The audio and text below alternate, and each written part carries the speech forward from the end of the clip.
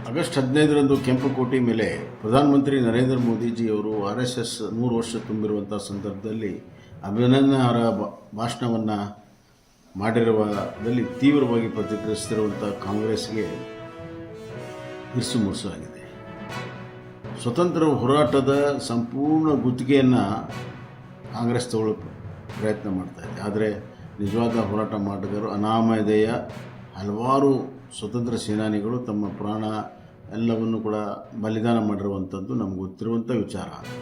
ಇವತ್ತು ರೈತರು, ಸಾಮಾನ್ಯ ಜನ, ಕೂಲಿಕಾರರು ಹಾಗೂ ಎಲ್ಲ ವರ್ಗದ ಜನ ಒಕ್ಕಟ್ಟಾಗಿ ಅಂದು ಸ್ವತಂತ್ರಕ್ಕಾಗಿ ತಮ್ಮ ಎಲ್ಲವ ಸರ್ವಸ್ವವನ್ನು ಕೂಡ ತ್ಯಾಗ ಮಾಡಿದ್ದಾರೆ. ಅದರ ಶ್ರೇಯಸ್ಸನ್ನು ಕೇವಲ ಕಾಂಗ್ರೆಸ್ ತೆಗೆದುಕೊಳ್ಳುವಂಥ ಪ್ರಯತ್ನ ಮಾಡಿದೆ.